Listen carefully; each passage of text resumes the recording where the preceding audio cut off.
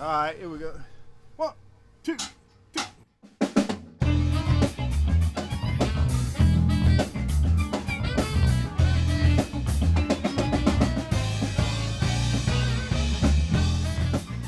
Before the pandemic, I had a 30-minute commute to work down Route 288. Every morning I would talk to my dad during that drive. During our conversations, he would be at home sipping his coffee and strumming out different chords on his guitar.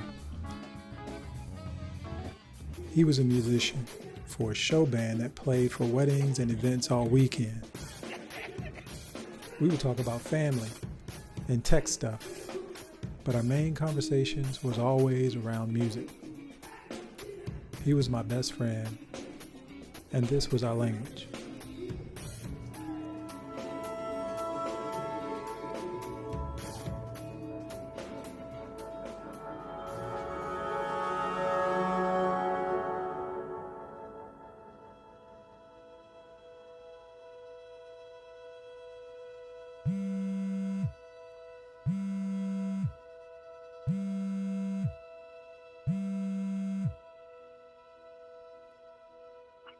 His son,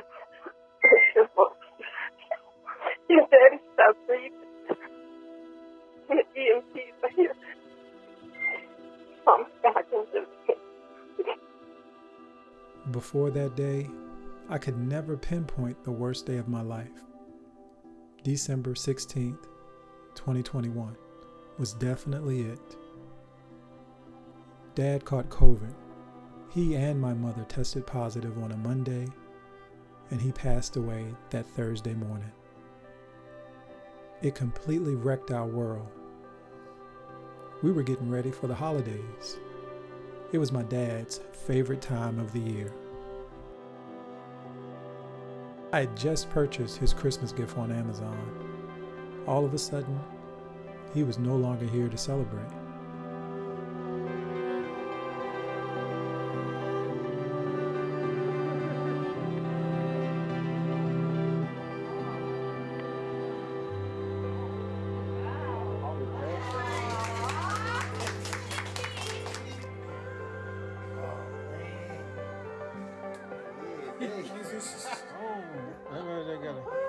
What? He got the pro. Look at this joke. Touch it.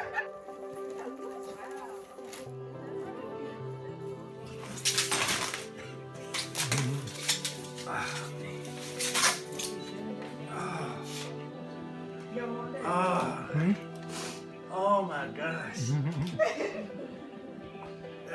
Thank you. Thank you. Thank you. Suddenly, I'm staring at this thing called grief, and I'm unsure how to deal with it.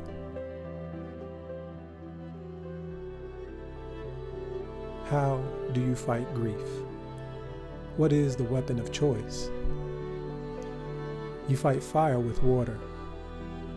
You fight grief with joy. My dad understood joy. He knew how to make people laugh. And more importantly, he loved to laugh himself. Surprise!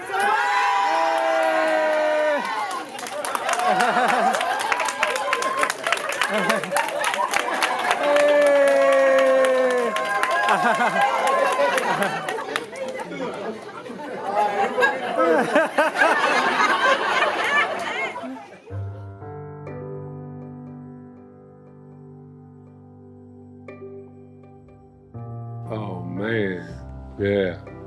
Go way back, Ziontown Road. That what you call back to the sticks, sir. I mean the real sticks. Jesse Pryor owned that property from Ziontown all the way, from what I understand, all the way to Patterson Avenue. And he had a court battle over it where some people were trying to take it, and they did take it. And after he had paid for it, he lost the case, and they did take it. But he earned enough money to buy all of it back, and he named it Ziontown. My name is Nello Thomas Jr. I'm Stanley's uncle. He was my first nephew. I was raised up on Ridge Road, and during that time, Patterson Avenue was the main highway. Ridge Road was a secondary road, and the area was called Ziontown. It was all black, especially on Ridge Road and Ziontown Road. My mother, Claire Thomas, and my father, Nello Sr., both of them were born in 1916. My mother, she was born in Ziontown. I was born on Ziontown Road. My sister, Josephine, Stanley's mother, she was born first. She was 5 years older than Josephine. She looked after us during the day as she got older. And me and her got real close. Each picture, if you ever seen a picture of Joe, you always seen her laughing. You never seen her without a smile on her face. There wasn't nothing me and Josephine, you couldn't separate us. I mean, we was really tight. But Mama Jo, I loved the girl. She did so much for me. We had it rough, but family was tight. Biggest thing I remember is that when my two oldest brothers, Lloyd and Stanley, would go to school, and I wasn't going to school yet, and I used to sit there every day. They go to school, and I'm sitting there crying. They used to try to pet me up, telling me they'd be back home soon and don't worry about it and everything. That was one of the biggest things I remember in childhood.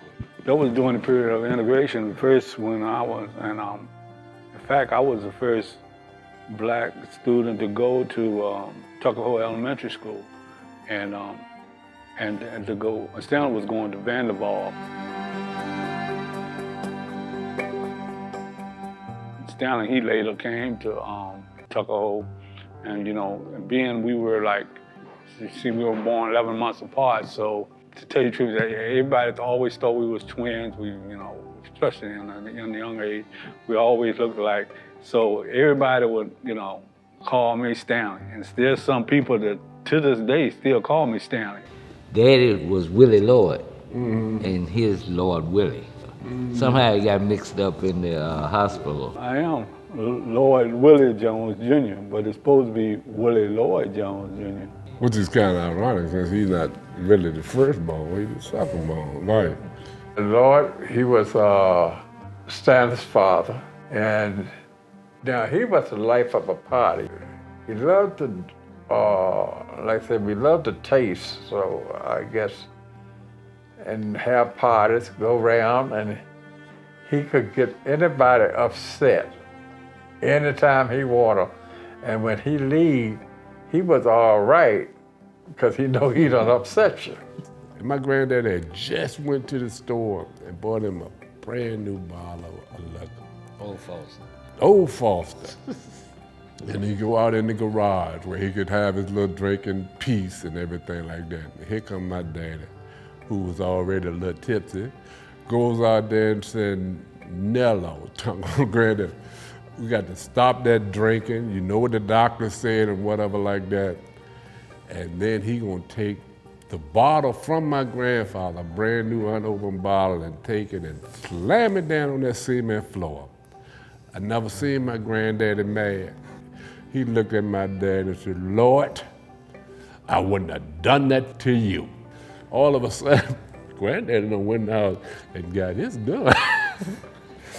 And my mama and my grandmama and all them, no. And my daddy was still out there preaching about how he tried to help granddaddy stop drinking. But you drunk. My dad was an outdoor person, and he would take us out a lot of times fishing, and he was a strict fisherman. He wanted you to be quiet, and he wanted you to do like he tell you, throw your line in the water, and not a whole lot of moving and talking. And sometimes we get popped upside the head because we weren't doing right, So, but all in all, we had some good times, and we would get pop guns. We call them cap guns for Christmas. get cap guns. We get the works. We get the works. I think you have a picture of me and Stanley dressed in our cowboy suits and stuff. I would get things like airplanes and stuff like that. I wanted stuff like that. And of course, Stanley would get music. He got his first guitar back in them days. And I'll never forget it. That boy played that guitar non-stop. So every new gadget that came out, my brother wanted it. All of a sudden, the new pedal came out, the wah-wah. Johnny Guitar Washington, all them, he said wah-wah. So he went to my dad and begged him and begged him, Daddy, if you please, whatever. He said, I'd do anything. I need to get this wah-wah. Finally, my dad just looked around at all the guys and said, ain't you got enough woo-woos and stuff right here, man? Sometimes, Cecil, come here, Cecil. Listen to this chord. Man, I don't want to listen to no music. Everything he learned, come here, listen to this. Do you hear that? No, I don't hear it. But he had an ear for it, so. You gotta think about us. I mean, we 12, 13, 12, 10, 12 years old in the middle of the night. I mean, he was relentless. I mean, wake you up. Craig, what did this sound like? I'm saying, bro, I gotta go to school in the morning.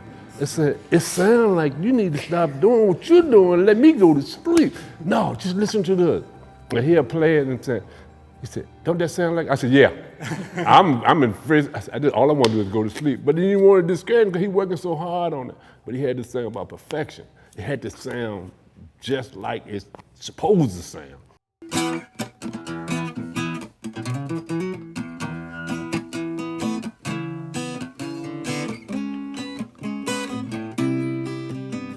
His music brought people joy. Anytime we were together, the subject was music. All week long, we could send each other video clips of musicians playing different songs with messages like, "This boy is bad," or "Goodness gracious, have you seen this?"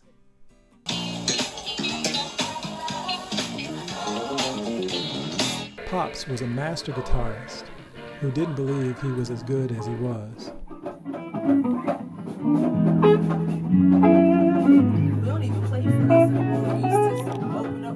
He was loved around the city, and I was always very proud to mention Stanley Six-String Jones as my dad. I would get the same reaction. "Oh, Stan is your dad? Your dad is the reason I play music today." The way I met your dad was, I'm just a little runt, probably 11 years old, and I heard this band playing. I'm like, oh, free concert around here, right? So I'm sitting out on my steps one day listening to them rehearse, and your dad was in Blessed Blackness. They was rehearsing at Lawrence White's house on Roanoke Street, down the street from my mom, where I grew up. Actually, while they were practicing, I went over to Lawrence's house and hid in the bushes. And his wife came to the door, just, normal, saw me down in the bushes. "Lawrence, there's somebody in the bushes." He came to the door, he said, "Boy, what you doing down there?" I said, "I just wanted to hear the band." And he let me come upstairs while they were rehearsing. And I was just totally intrigued. It just blew my mind. So I got interested in music, and I wanted to play guitar. So because my mom's cousin, Josephine, knew your grandma, my mom got your dad to come give me guitar lessons. He would teach me chords, right? So I'm just a little short out, I said by the time I got 11, 12, I was playing in a band. And got good enough that I had my first paying gig when I was 13. This was all because of what your dad used to show me, what he taught me. I first met Stanley back at elementary school. I saw them when they moved down the street from where I live. I heard them playing ball in the backyard, so I introduced myself. I had just started the 6th grade, and it was first day of school for me. And I sit down, I got introduced to the class and everything. And all of a sudden, this guy reached over and tapped me. He said, hey man. I said, yeah. He said, man, my name's Stanley, man. I said, hey, Stanley, my name's Warren, you know. And he asked me where I lived, and I told him. And he said, you know, that's very close to me. He said, I'm right around the corner, man. He said, you know, can you get home from school? I said, I'm not sure. He said, well, man, I'll walk you home. I said, man, that'd be great. And that's how I met him. And we've been friends ever since. Him and I used to practice at his house, work on songs, because he loved Wes Montgomery. I think that's one of the first musicians that he tried to emulate, you know, play. I would join in. We started from scratch, didn't read music or anything. And we played by ear. I used to watch Bruce and Stanley, and they used to get together, you know, and I kind of felt left out. I said, man, I got to do something to get in here with these guys. You know, they're starting to sound good. So I said, well, maybe I can take up drums, because they didn't have a drummer. And I always liked drums. I always liked music. I always wanted to play drums, but I just didn't own a set. So I took up the boxes. Man, I got me a set of drumsticks and I played these boxes, and we used to practice in my den at home, and had this lamp that was on a cord that used to come down. It was adjustable, and I used to bring it down, and it was a dome-shaped top. That was my symbol. And man, we used to just, we'd make music in that little room. Yep. We couldn't figure out what name to use for the band, so we came up with the name Tropical Transcription. And that's what we called ourselves. We would just start, just the three of us. We kept that name for a while, but we did notice that, you know, when we did have gigs, we started doing gigs, every time we played, it rained. Every time. Yep. We were loading and unloading equipment in the rain all the time. Yep. So somebody came up and said, you know what, maybe we ought to change the name of the band, that Tropical. We need to get that out of there. So we switched it to just the Transcription Band. I know we was playing an instrumental by JB. To my knowledge, it was a song called Blessed Blackness. And we decided, hey, that sounded like a good name. So we agreed on calling ourselves Blessed Blackness. I think around the 70, 71, the Blessed Blackness Band, you know, came about, but it was, by that time we had got some old people in it. We had Tony Swinson on flute, Philip Bronson on sax, and Kennard Bronson on sax, and Robert Bohannon on sax.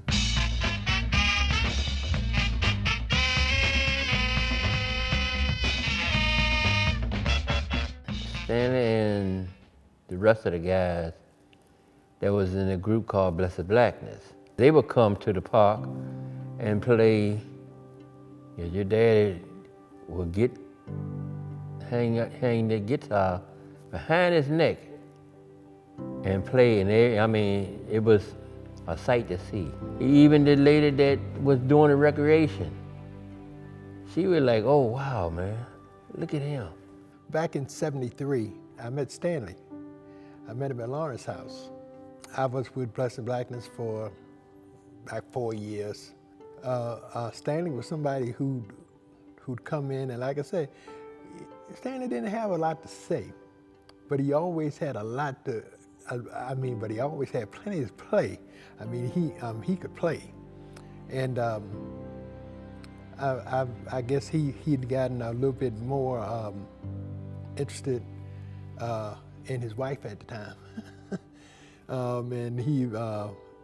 And he kind of started veering away from the band.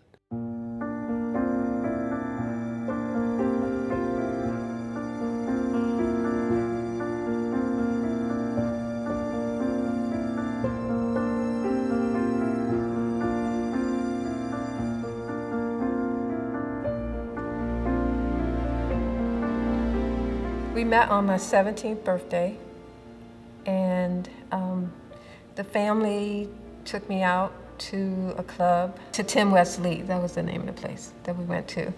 And it happened that the band that Stanley was playing with at the time was playing there. I decided I would just go up to the stage and thank the band for playing for my birthday. And I just called up and said, hey. He finally looked up and he came over. And I just said, you know, I just wanted to thank you all for playing tonight. It was my birthday and stuff. And, you know, we talked a little bit. And then he asked me for my phone number. And I was like, okay, I don't have any paper. Sorry, you know. He said, I don't have any paper either, but give it to me anyway. And so I just rattled off my phone number, spun around and walked off. And I was like, okay, that's the end of that. A couple of days later, my mom said that I had a phone call. And so I went and I answered the phone, and you know, there's this voice on the phone, and I was like, who is this? He said, well, we met, you know, Friday night at the club. You gave me your number. And my mind is going, oh, you remembered my number? We went on this first date. And on that first date, you know, of course, he was playing music, and he came and picked me up and took me to the gig where he was playing. And during the break, we went outside and you know, sat in the car to talk. And at some point in the conversation, he just announced, I'm gonna marry you.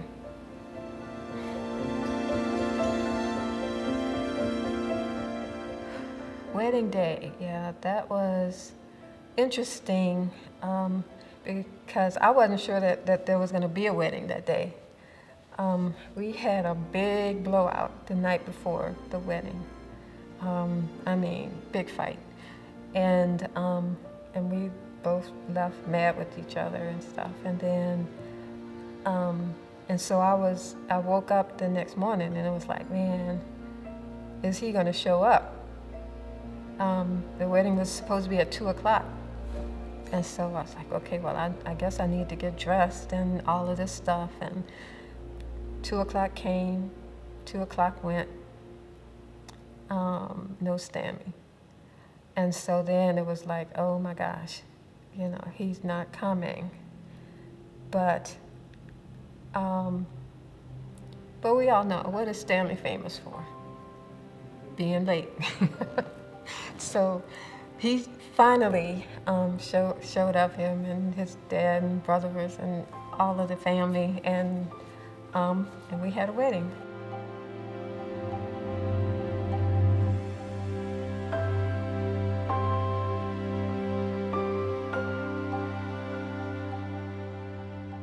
There were lots of ups and downs. Of course, you know, any new couple, it's all about trying to get used to each other and really getting to know each other. And it took me a long time to really accept the fact that, okay,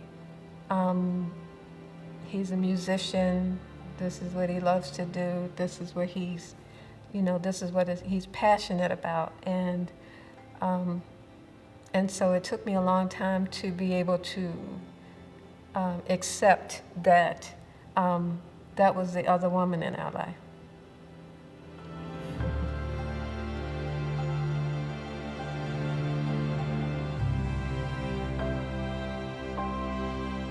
The determination of your dad, my brother, it goes far beyond. I remember he had peripheral disease where it hurt so bad when you walk on your foot.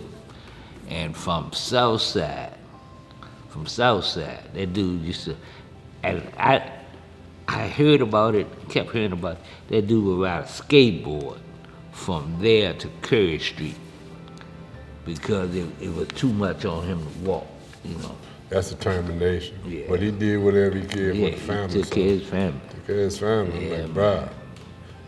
Y'all was everything.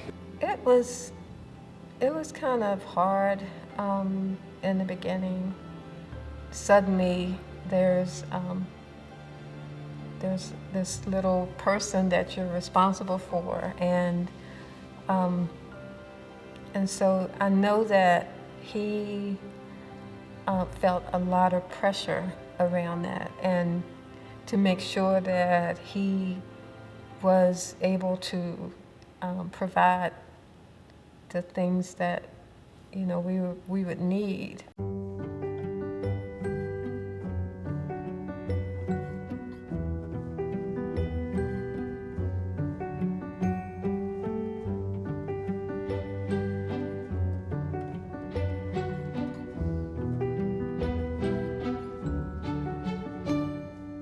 Growing up, we had an awesome dad that was very in tune to what was going on in our lives, like always joking around, playing with us. Dad was very much a family man, just, whether we were sitting around the kitchen table eating spaghetti, or, I have a picture up on my dresser right now of we're both eating golden skillet chicken, A lot of people didn't necessarily get to see on the inside, of just the love that my dad had for my mom.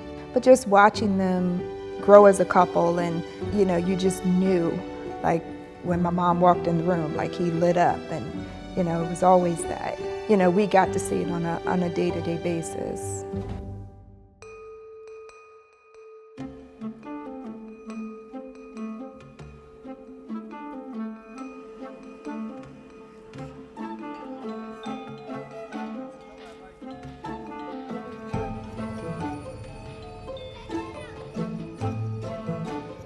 Yeah, Papa was a whole different thing.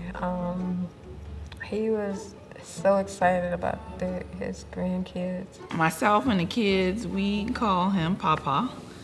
I went around asking all the grandparents what name they wanted to be called, and that was the name he picked. So Diamante, which is our oldest, started calling him Papa. Monte was the first one, and even prior to that with Chelsea, she wasn't biologically his granddaughter, but always accepted her as that way. I think back to all those holidays and birthdays, and I always, it always brings a smile to my face, because I feel like there was never a time where he didn't make me laugh, or we didn't share a chuckle, and whatever the context was of that specific day, but he always brought a smile to me and everyone else who was around him. I knew every time I saw him I was gonna laugh in some way, whether it was at him or with him.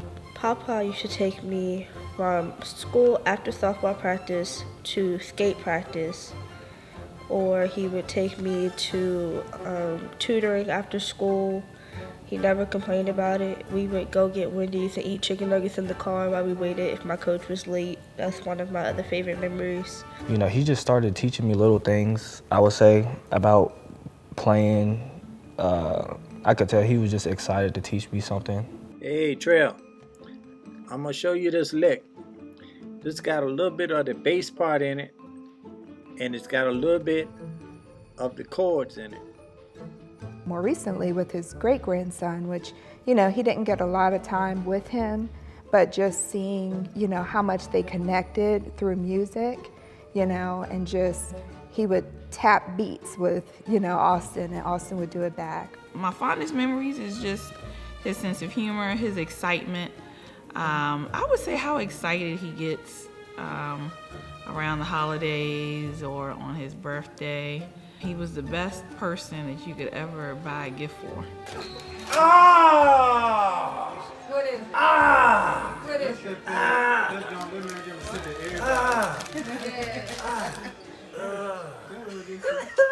I know. He was very tech savvy, especially for someone his age, and that was something we always bonded over.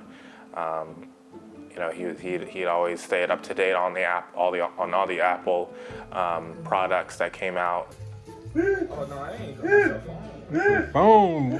They got What? He got the Pro. Look at this joke. Touch it. This Jimmy got the Pro. The Pro joint? You the first one to get it. Trap Monte. Nope.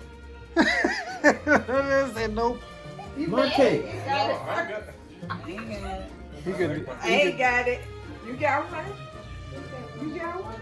You mean I'm the king of the hill? Yeah, it was just always fun, happy times with him, like never any dull moments. Look at there.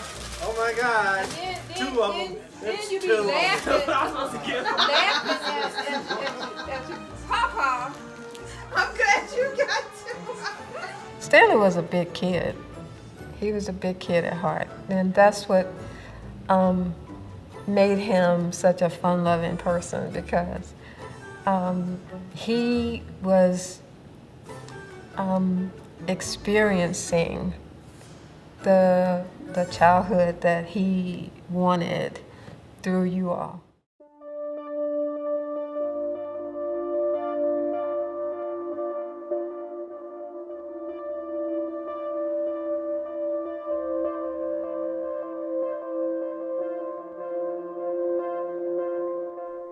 My dad was always excited about teaching me to play music. He would often sit with me and show me a few things on the guitar, but my love was for the drums.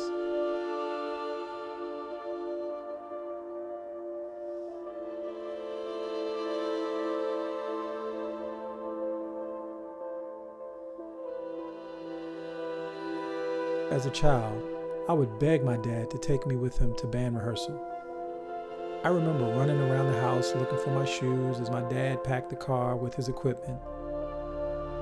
We were typically the first ones to arrive. The first time walking into a rehearsal, seeing the drum set with all that chrome and brass cymbals, I was smitten. Oftentimes, as I listened to the band rehearse, I would crawl into my father's guitar case and fall asleep.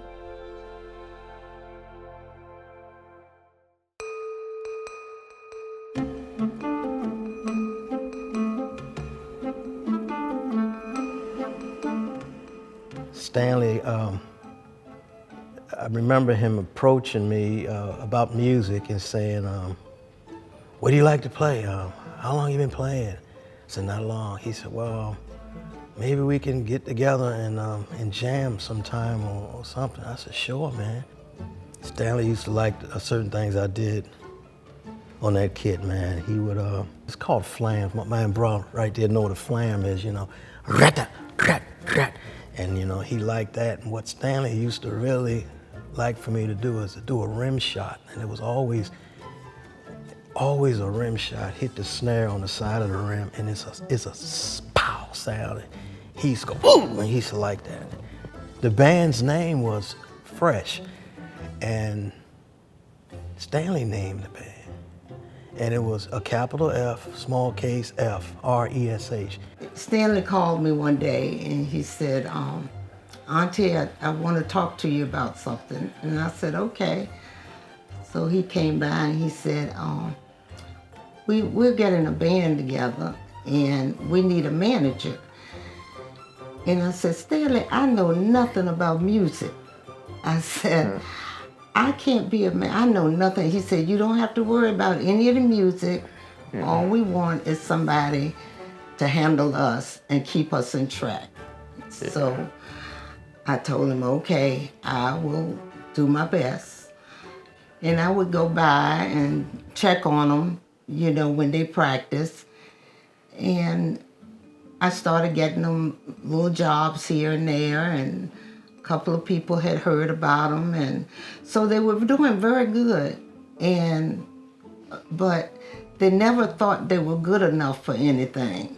Greg was our engineer, and he managed all the equipment and everything. So Fresh, when we used to go for jobs and all, we did have black T-shirts with Fresh across, you know, the front. But then I talked to them and I said, we need something, you know, better than this, you know. So we talked to Noah's cousin, Shardia, and I said, Shardia, we got to come up with a costume for my guys. So she made them sleeveless tails, and it was a vest. And they really look good. So, not just sounding good, they also look good. So, she did a great job, and they really thought there was something there. Stanley was always a front man, and he could put on a show. Stanley used to put the guitar behind his head, and he was always in the audience. He would go out and play audience back and forth. And he'll make you dance, laugh, and everything else. I love playing drums for him. I met Stanley back in, I'm going to probably say it was like 84, maybe 85. A good friend of mine who worked for the telephone company, which was CNP at the time, turned me on to a guy named Ray Evans who played bass. So I went over and we talked, and I didn't have any keyboards or anything, so we just talked, and he said, well, you might be the guy I'm looking for. So I said, what are you talking about? So he gave me his address and told me to meet him in his house, and that's when I met Stanley. Stanley was in there with his guitar, and a young man on the drums, John Williams. And Stanley was monster on the guitar. We always clashed, though. We clashed a lot because he was used to playing real big chords on the guitar, and I was used to playing real big chords on the keyboard. So we finally got it together where we could, you know, split that thing up, and we started sounding, I think, pretty good there for a while, you know. I don't wanna hold you in my trouble. There's something about your love that makes me. And I remember one night we got to the point where it was like, okay, we need a name. And so then we got all these names and we put them in this hat. And the name that came out was Part-Time. Okay, so we started spelling it P-A-R-T-T-Y-M-E. So we became Part-Time. The gigs started not coming like we wanted. So what we did, we branched out. And we actually rented a club for ourselves, which was the old Holiday Club, which was at 3rd and Grace, I believe it was. And we were upstairs, so that's where we performed it 90% of the time after that. I still say today, Stanley's probably one of the best guitar players I ever met. I know one of the best people I've ever met in life, you know. Stanley, you know, he was always about doing different business ventures. One time he started out, the oldest one I remember was Full of Brush. The one that I remember the most was the one we had the truck washing. Washing trucks with a power washer in the wintertime outside with the spray coming back in your face. We went through a time where he owned a pizza and sub shop called Ice Cream Stand, and then there was Strang, you know, like that's still on the license plates of his truck right now. I have Stanley Jones. Stanley, tell me about his name. How did he get his name? From the guitar. Okay, yeah, so you play the guitar? Yeah, I play the guitar. Okay. And oh, so 6 strings on here? Yeah. Now, okay, now. I didn't know that till now. All right, okay, now tell me about you. Now, who can join this group? What do you do? Well, we are a help ministry for the body of Christ. And okay. What we do is we help people with their ministry cards. We make soundtracks in the studio, writing, composing music on computer. My dad was a songwriter. He often composed different songs in his home studio, for others and for himself. Let the Lion of Judah roar. Let the Lion of Judah roar. There's no denying he's the King of Zion. Let the Lion of Judah roar. He's the light of the world. Jesus Christ is the light of the world. Hallelujah. Hallelujah.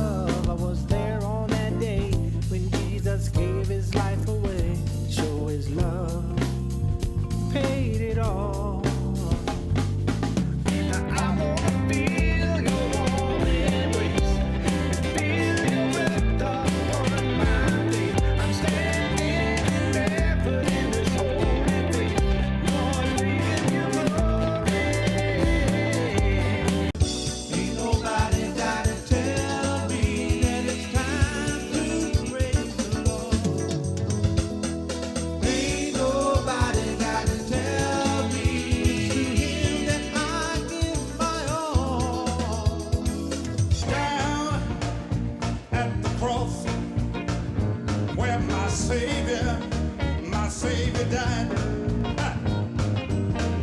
I just want to put full bonds on my hand.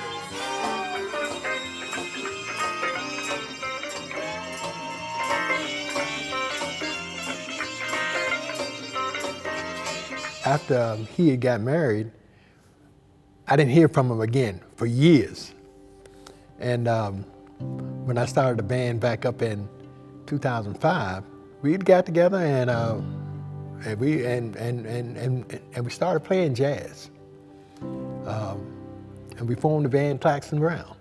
I want y'all to put your hands together for the smoothest band around town, Claxton Brown. Put your hands together, y'all. Give it up.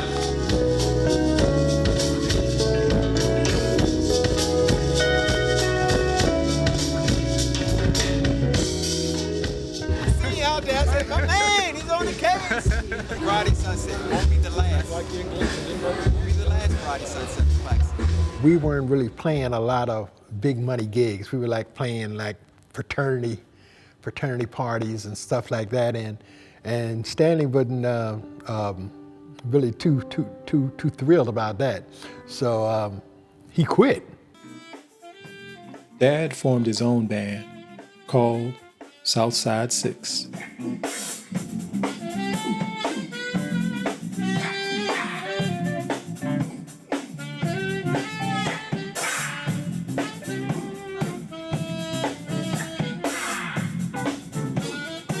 He later joined forces with another band called Center Stage.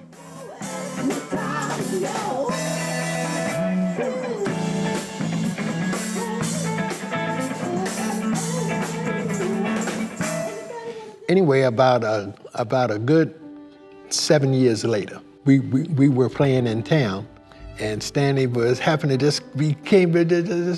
show up, and I was like, "Hey man, where you been, man?" You know, I said, "Well, why don't you come over here to play?" He said, "Yeah, I'll come over and play."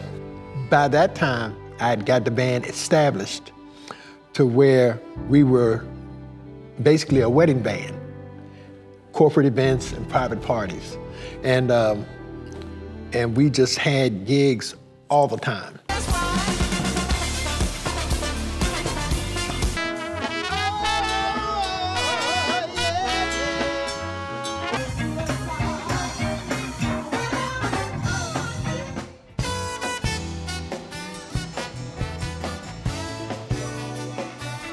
It was an experience, man. I mean, when we got with the agency, East Coast Entertainment, I mean, they were sending us everywhere. We was spending a lot of time, not a whole lot of playing, because when you're doing private parties and wedding receptions and all that, it's a whole lot of sitting around waiting. We're down here in Atlantic Beach, North Carolina. That's where we're at. Down here with Brett. We're ready to rock it, Brett. Let's do it. All right, then. Oh, I forgot. I forgot Vince Bucknagger. We can't.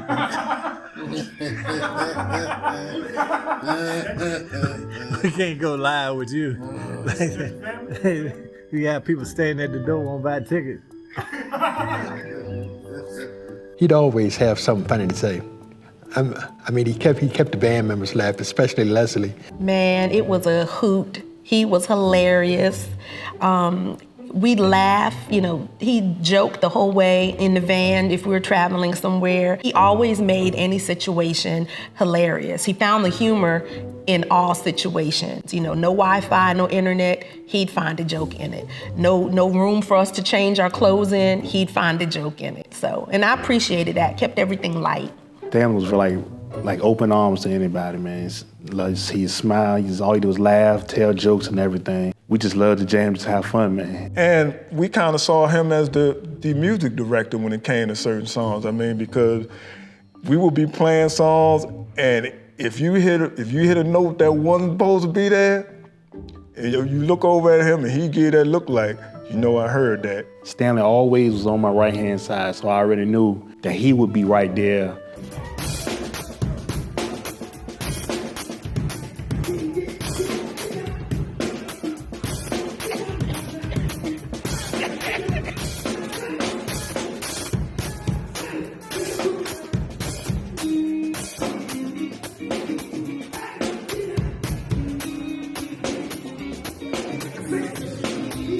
Your dad used to love my foot.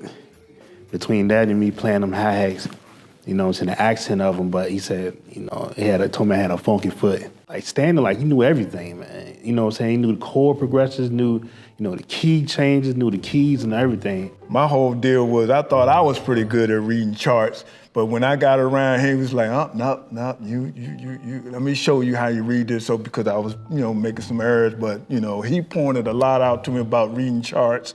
And he was like, hey, if you catch on to this, then make your speed a lot faster. So that's one of the things I learned from him. When I was playing in the church with him, we'll be out there, he gave me a Bible book with about 44 chord chart songs in it. And I was like, man, I said, you gotta play all these songs. He said, we only go do 5 each Sunday, you know. So I'm like, yeah, but you doing a different 5 each time. I say, you know, a lot of the stuff I never heard before, you know. So when we be playing on the stage, he would walk over, and when he know I got a little lost, he'd come over there, and he would point to his spot on the chord chart and say, you know, this is where we at. I always remember he used to twist his head like that if it was a note out of tune or out of range. He would like, then he corrected me a lot, corrected me.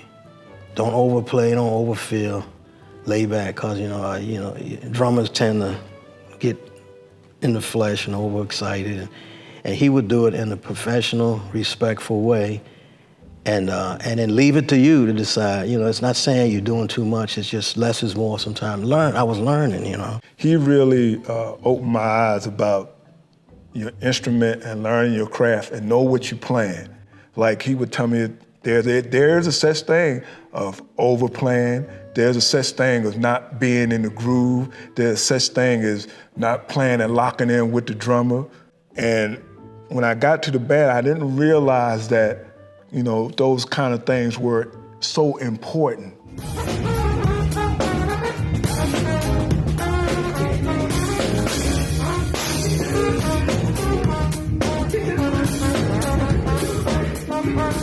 What I remember the most is that he always was just practicing. I mean, he was just like a practice fanatic, you know. He would find out what the material was, what song we were supposed to learn, and he would be meticulous about, you know, studying it, making sure he had all the notes right. And I know Bo, the owner, really appreciated that because they would have that. I don't read music myself, so they could speak, you know, as two musicians to each other about certain notes and certain chords. Now, right there, that chord is an F7. F7, yeah. So you go. And if you wanted to walk it up, it'll be. We would be at rehearsal, and them guys would get into it won't be a heated, but it would just get into like a musical debate. Man, it was so funny, man. You know what I'm saying? Because, you know, Stanley hear one thing, but Bo would hear another. And to have them two come together, man, and like the funniest thing he used to say, he was like, he always say, hey man, I ain't telling you play it wrong. Just do me a favor. Just try it this way right here, in case, and tell me how you feel about it, man. I used to be on the setup drum, just sit up there laughing at him because it'd be so funny. And mostly 99.9%, Stanley would be right about, and then Bo would come back, yeah, you right, yeah, you right, that's the right note right there. I've been playing this song wrong for the last 20 years. A lot of the people used to like the way that he, his expressions when he's playing.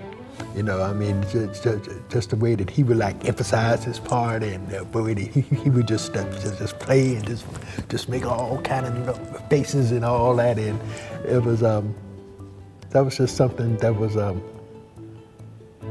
unique with him.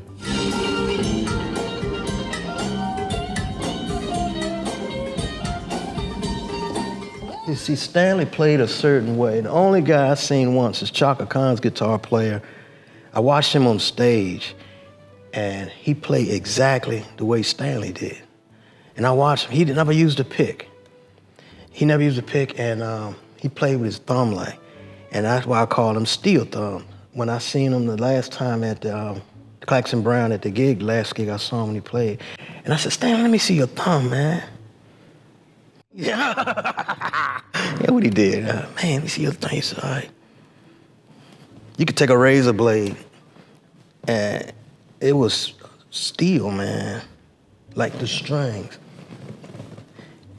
I ain't never seen nothing like it. But one of the funniest things I could never do what your dad taught me, he used to tune in Spanish C. I don't know if you knew that. Yeah, he used to tune in Spanish C. I couldn't play with Spanish. I couldn't play in that. His style of playing, his tuning wasn't always, it wasn't traditional guitar. I mean, it was like it was tuned to a chord. When I met him again, and and he had told me that, oh boy, that he had learned how to play correctly, and it was real humbling. It was a real humbling experience for him. What I love most about his guitar playing was that, to me, when he played, it was almost like he was worshiping the Lord through his instrument. And it's just who he was, no matter what, whether he was playing in church or whether he was playing at a wedding reception, no matter what the venue, he would use the gift of music to inspire other people. And it was just a beautiful thing to witness as a fellow musician. Along with playing for weddings and events, he also played for his church on Sunday mornings. He would often get home around 3 or 4 o'clock in the morning and turn around and get up for a 10:30 worship service.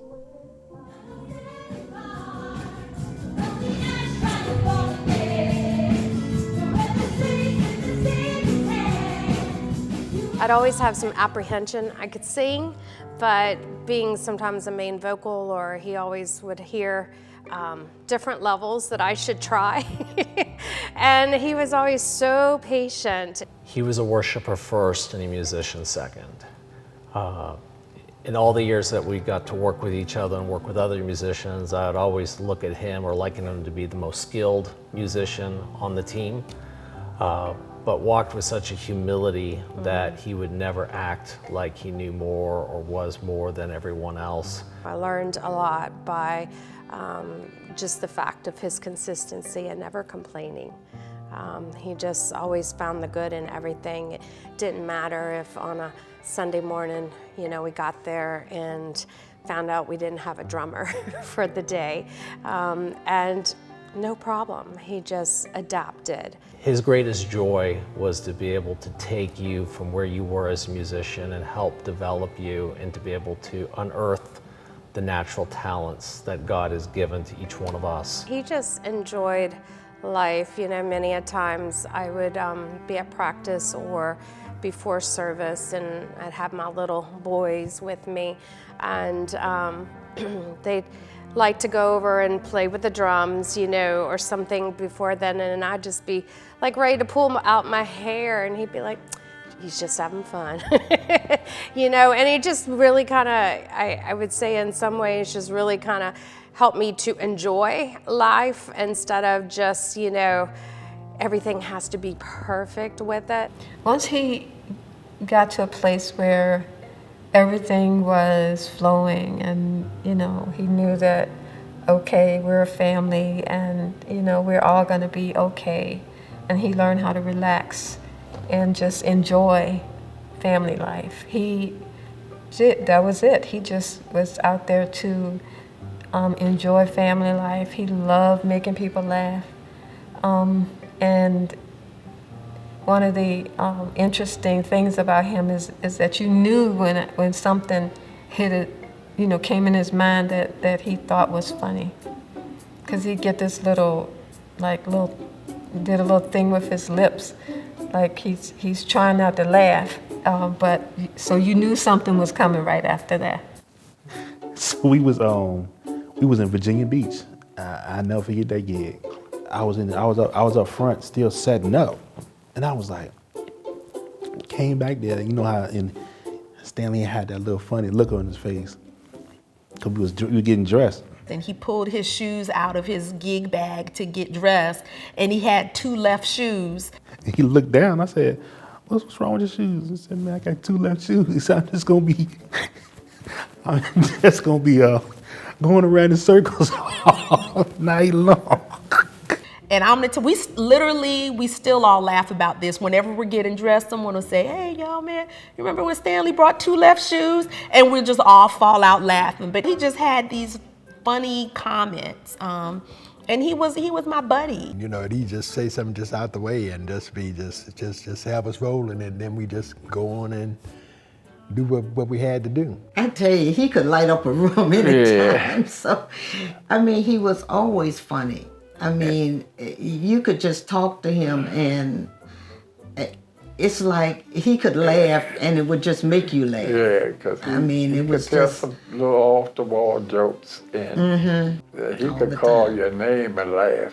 Because he'd call you dead and then he could laugh. He got this little chuckle laugh he had. Stanley, he reminded me of my mama, because they look for the humor in things. I believe that's exactly where that came from, that humor. And he had this one saying, and I think y'all all know, it's like this. Mammy Tammy? Mammy Jammy. That was it's like this. When he said that, it's like this. Either you expected something funny or something serious or something like that, but that word right there was the attention getter. So heavy, my muscles. We all use the term mammy jammy, and we got that from him. People are always usually amused when I say that, and I kind of give them the background of where I got that from. For me, just every time I'm in a place of sadness, I personally, when I think about those things, or if I, find myself in a place of grief, I literally sit there in my brain and try to think of something funny that my dad would have said. Because humor has a way of softening even the most hardest times. It's like you laugh at it, you think about the rough times you went through, and you think about it, and you laugh, and you make a joke about it, and help you get, past. So you don't have all that trauma you got to deal with. It was always somebody to laugh at or tell jokes even when you're down. He would call me at school joking around about if I had his smarticles, and luckily I just graduated, and the first thing I said was I had Papa's smarticles. He was self-motivated. I told him, I said, man, I never gonna be nothing but a janitor. He called me Siki. Siki, hold on, stop right there. He said, ain't nothing wrong with being a janitor, but you're thinking small, think big, think of being the president of the janitorial business. And that kind of made me feel better, and fortunately, I ended up with 13 employees and umpteen businesses. And I was like, man, that's my motivator right there, even on the job. Man, you don't stay here, go move, climb. He never settle, hey, don't never just settle, just keep on striving. Stanley had an infectious smile. And a smile that lit up a room. Didn't matter what was going on. The one thing that I enjoyed with Stanley over the years is that he had a passion for anything Apple, anything Apple. And I remember the day, and I can still remember being in the church the day that he was able to get Bernadine the very first iPhone that came out, and. I knew Bernadine was excited about it, but Stanley was over the moon excited. And all 3 years, as Steve Jobs sort of teased us along with things, it was just fun to be a part of that journey together, because Apple served as an opportunity for him to express the creativity that was inside of him. It was a technology that allowed him to take his music, to record it, to sort of immortalize it. And that's why I think what gave him the most joy was not so much just the technology piece, but the ability to actually take the creative abilities within him and actually produce it on a bigger scale. I wouldn't trade you for silver or gold. I wouldn't trade you for riches untold. You are my everything.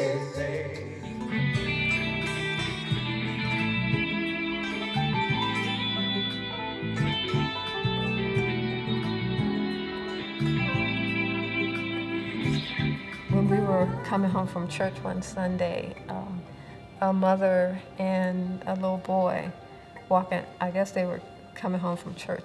And the little boy had this huge, I don't know, red Slurpee. I don't know if it's cherry, strawberry, whatever it was, but it was red. And he was just so happy to be bopping down the street. You know, you could tell he was excited about the fact that she had bought him that Slurpee. And all of a sudden, Slurpee slips, hits the ground. It's gone. And suddenly, out of nowhere, he did a U-turn in the middle of the street and went back out to the main road and went back to the 7-Eleven and bought the little boy another Slurpee. They were standing at the door of one of the apartments, just about to go in. He pulls up, throws the car in park, and runs over and hands the little boy a Slurpee. And so that was it. That's his heart. That's the little boy in him. He was thinking in terms of what it would feel like as that kid to lose that thing that you were enjoying so much, and he just wanted to make sure that he didn't lose that moment of happiness with his Slurpee.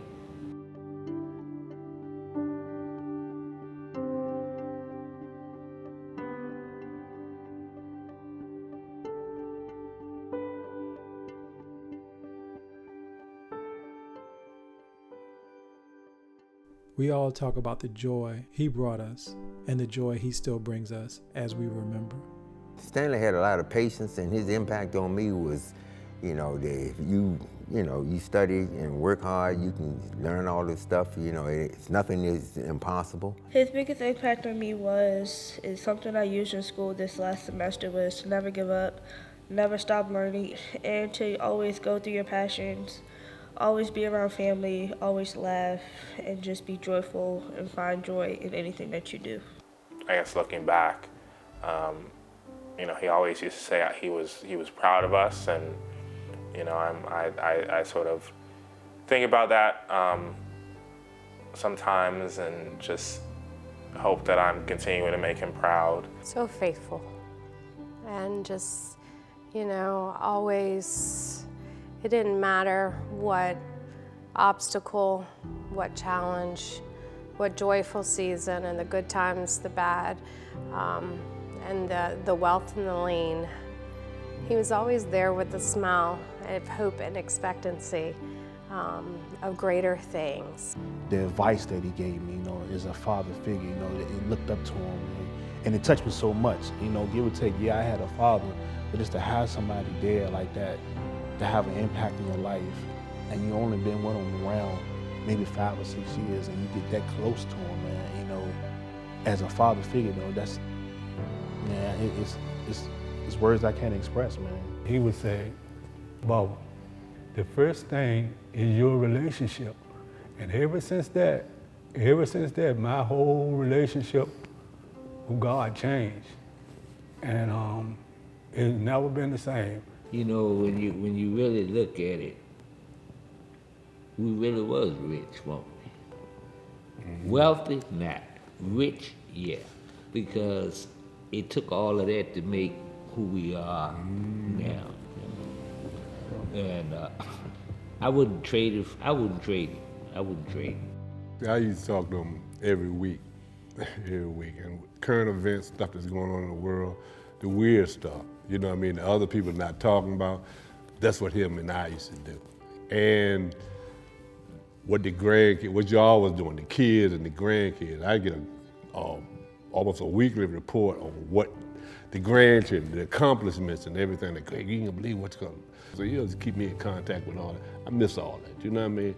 Knowing how proud he was of both of us, you know, and that makes me, you know, want to keep going and to, you know, always find moments of joy every day. You know, that's what's been keeping me going, you know, over the past year or so, of just not having his physical presence there, but knowing that I can bring him in the room by bringing joy in the room. He was just a great guy, and he's still part of the band. You know, we talk about him all the time. Fans still come up and ask about him or say, oh man, you know, we really miss that guy. So I hope that lets you all, you know, makes you all feel good to know that even outside of the family, he made a very huge impact on the music community, and people still miss him and still talk about him to this day. You know, that's a guy that's always be a part of be a part of me, and it's always gonna be somebody that, you know, I'm always gonna look at as, you know, I admired him. I admired the way he did it and what he did.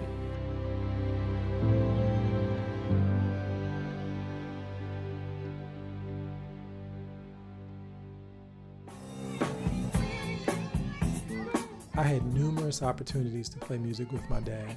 I cherish all those moments together. I've recently started taking the time to learn to play the guitar and using his equipment. This is where I can still connect with him. How do you fight grief? You fight grief together. That's the lesson.